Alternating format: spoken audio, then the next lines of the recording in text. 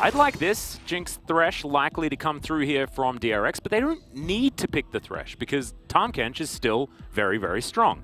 Maybe even Jinx Braum could come out. Who knows? I loved it from Becca in game number 2. As you guys know, I was pretty excited about it. Just wait until they don't pick Thresh and then Nongshim go into the Aphelios Thresh. Yeah, or something like the Kog'Maw that has been quite popular as well. However, there's no Lulu, no Karma, so it does feel a little bit less good.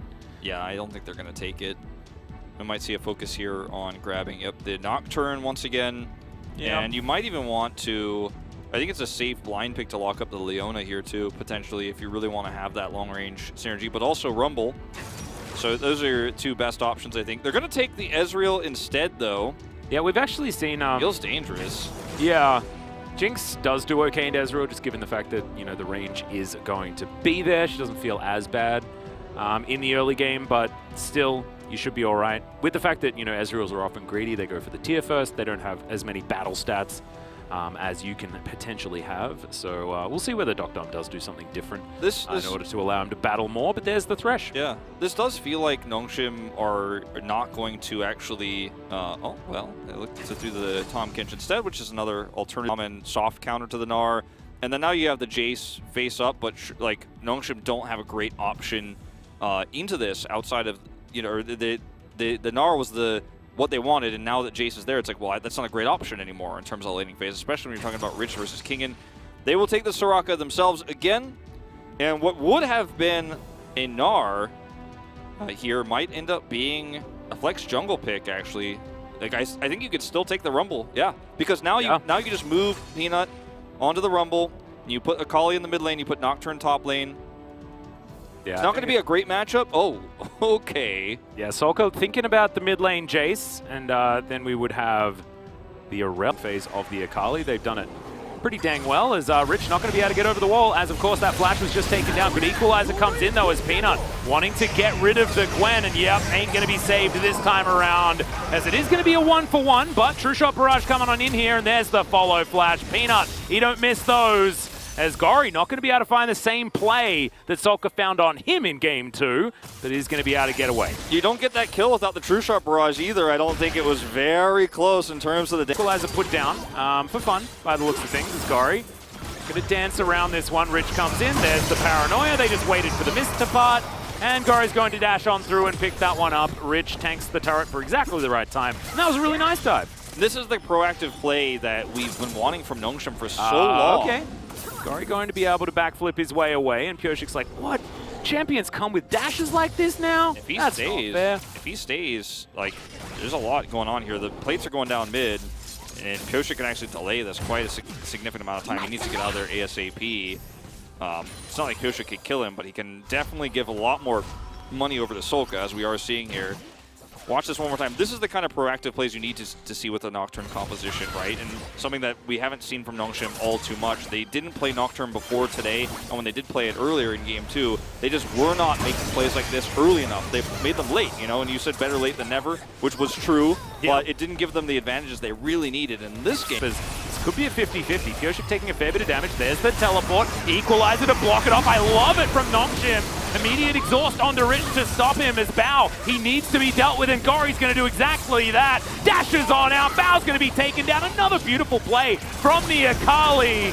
She will be taken out in the end, but she killed the Jinx, and that was her job, as Doctom just looking to clean this one up. Double kill does eventuate, as Solka is there to throw out a shock blast, but that ain't going to do it. And here is the cherry on top.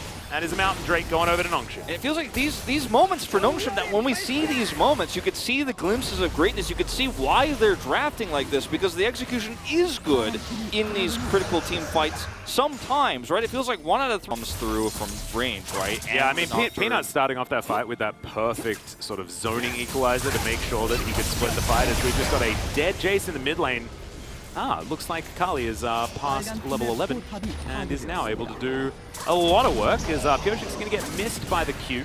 That was one of those question mark Solka moments, right, that I was talking about in this best of 3, where his mind seems elsewhere. Like, Doctom is so greedy. Well, see whether he gets that Arcane Shift back available again. I don't think he's going to be able to, but Kellen has so many heals, and Pyoshik has to get devoured, and that means that is an extraordinarily dead Jinx in the back line. And now Gori, he comes forward. When the Akali doesn't need to do anything at the initial fight and 2 kills go down, you know that the tidy-up's going to be there. And Solker and Kingen are like, what happened to my team? Yeah, this is really, really scary too. I mean, this actually could be a Baron play. They're going to look to think is a pretty good one. So we're going to watch Ducktom be very greedy here. You know, gets rooted. There's a lot of commitment here to him. But the rotation over. So broken as well in that particular moment. That was really well played by Kellen. And you can trap everybody with extreme high mobility, right? With Rich on this Nocturne, with Gori on the Akali. If you step over the bounds, you will just die. Like, there's no, like, oh, we messed this one up. There's just had a shot at Kellen there. So you made that. All right, yeah, Pyoshik is dead. When an Udyr, nope, he is able to get out. When an Udyr almost doesn't get away. When he almost doesn't get away, you're starting to get a little bit worried. Well, now Peanut is running away, but Kingen, yeah, unfortunately bit off more than he could chew. Bit of desperation there.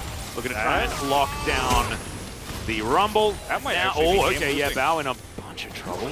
I mean, well, only 30 seconds left on this Baron buff. It's going to cost them a lot of control over these inhibitors, but if anybody else dies on DRX while they're trying to defend these inhibitors, I think the game ends. Like, Nongshim are at that point. We're only 25 minutes into the game, but they are so fed. They've got an Akali who is ready. We're just going to group, and they're like, no, no, no, forget the Drake. We can actually just win this game right now. They're that far ahead. Some rockets flying on through here as Bao's trying to utilize that range advantage that he absolutely has this game. The dive is just so strong. True Shot Barrage comes down, Equalizer, decent positioning, but not maximum value. Now we'll see whether DRX can just restabilize and go for a re-engage without the carpet available. Exhaust onto Ducktom. They're unable to fully commit to this one. The lack of engage on DRX is so dangerous. Nongshim can decide when to do anything this game as the wish comes through, and Nongshim are back up to full health once again. This looks like game over. Yeah, which team has the fountain here, Wolf? It feels like it's Nongshim, because they just don't lose health. That's going to be the Akali locking down the Udyr, and I think that DRX may have ran out of ergs as the Jinx takes the Akali down, but the Nexus is not going to be so lucky. 9,000 gold the lead in the end as Nongshim do it again. Another 2-1 victory. Very, very strong game here from Nongshim, where you see how the early game can go, how the control of this Nocturne composition can go when it's executed correctly, and you look for picks, and you are the one who's actually playing that aggressive top side of the map non-stop. And unfortunately for DRX, their draft just could not stop it. Yeah, it just didn't really work out. I think the Akali is really proving